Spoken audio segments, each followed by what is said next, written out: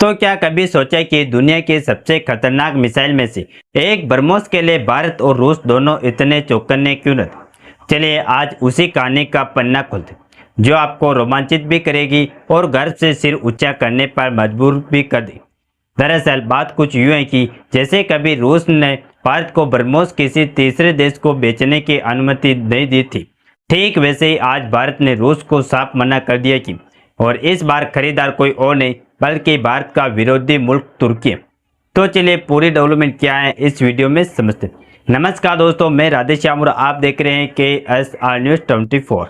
देखिए अब आपको लगेगा कि आखिर इतना हंगामा क्यों, तो जरा गौर करिए कि जब भी ब्रह्मोस की चर्चा होती है पूरी दुनिया की नज़रें वही टिक की जाती, क्योंकि यह मिसाइल सिर्फ मिसाइल नहीं बल्कि खुद का खेल बदलने वाली शक्ति है। उदाहरण लीजिए कि जैसे क्रिकेट में कोई बल्लेबाज मारते हुए खेल का रुख पलट देता है, वैसे युद्ध के मैदान में ब्रह्मोस कुछ ही पलों में दुश्मन का खेल खत्म कर सकती है। यही वजह है कि हर देश इस पर नजर गड़ाए बैठे।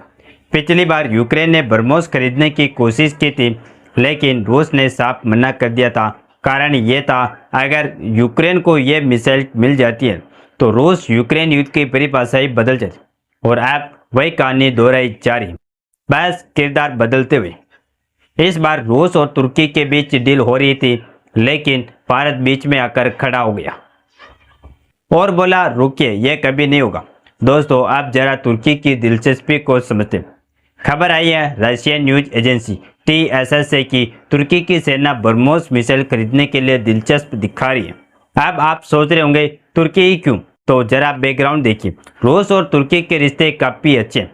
हथियारों के मामले में दोनों की दोस्ती किसी और स्तर पर।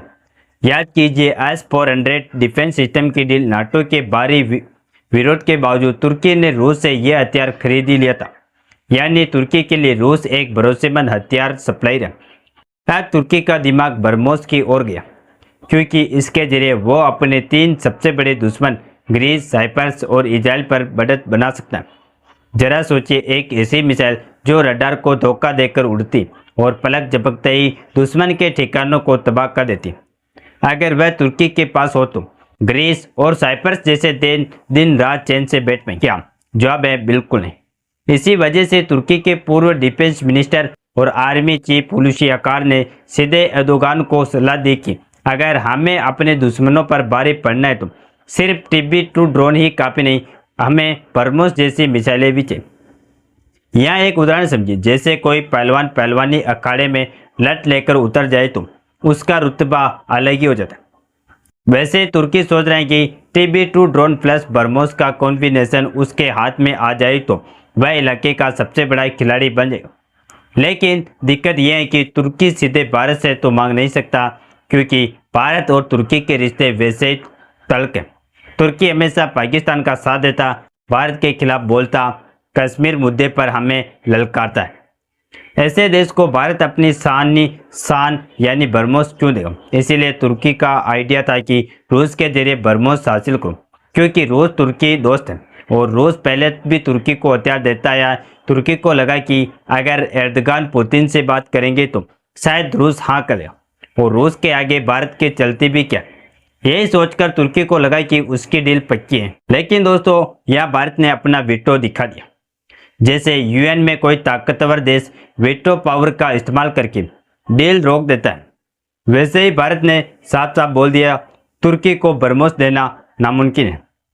भारत ने सीधे तौर पर कहा कि ब्रह्मोस कोई आम हथियार नहीं, यह दुनिया की सबसे जटिल और अनहिटेबल मिसाइल है। इसे गिराना लगभग नामुमकिन है और यही वजह है कि कई देश इसकी जासूसी करने तक बाज नहीं आते।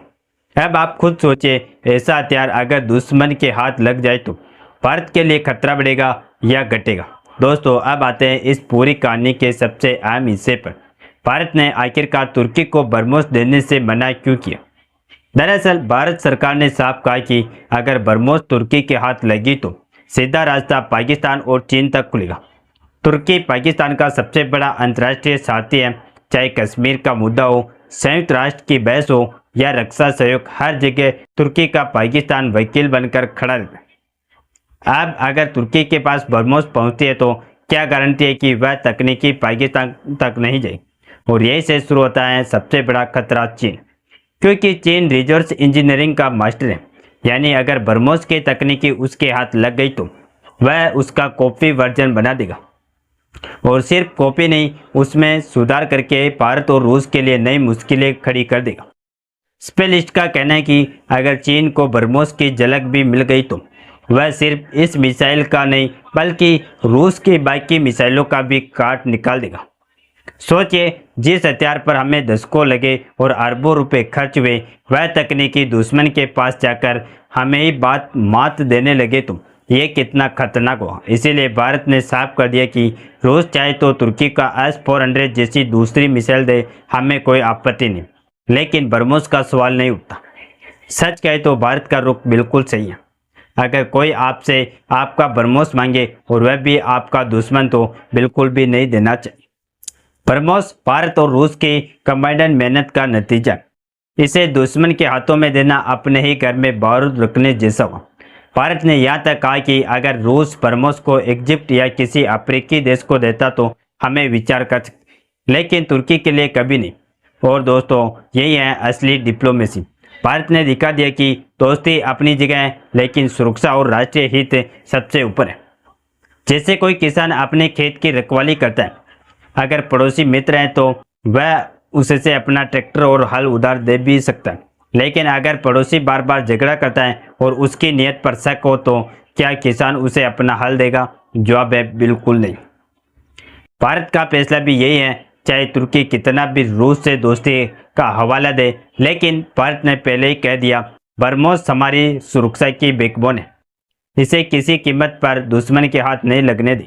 और सबसे बड़ी बात यह है कि भारत तुर्की के खिलाफ ग्रीस और साइप्रस को सपोर्ट कर रहा है, और तुर्की का मीडिया खुद इतना फाफड़ा रहा है कि आप रिपोर्ट में देख लीजिए। उन्होंने इसकी जानकारी पता लगा ली है कि भारत ने साइप्रस को ब्रह्मोस मिसाइल का ऑफर दिया है, और भारत जल्द ही साइप्रस को ब्रह्मोस मिसाइल एक्सपोर्ट करने जा रहा है, जिसका इस्तेमाल तुर्की के खिलाफ होगा या नहीं। हमने बताया कि बात सिर्फ साइप्रस तक ही सीमित नहीं है, बल्कि खबरें तो इस बात का भी दावा ठोक रही हैं कि ब्रह्मोस मिसाइल की सेलिंग केंजी मूवमेंट की तरह हो रही है, और अब ग्रीस में भी यह मिसाइलें जाने वाली है।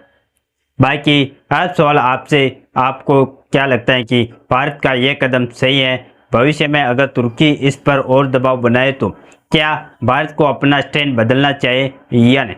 नीचे कमेंट में अपनी राय जरूर बताएं, और साथ ही इस वीडियो को एक लाइक करके अपने दोस्तों तक शेयर जरूर करें, ताकि उन्हें भी जानकारी मिल सके। इसी तरह और भी नॉलेजेबल वीडियो देखने के लिए हमारे चैनल KSR न्यूज को सब्सक्राइब करके बेल आइकन को ऑल पर जरूर सेलेक्ट करें।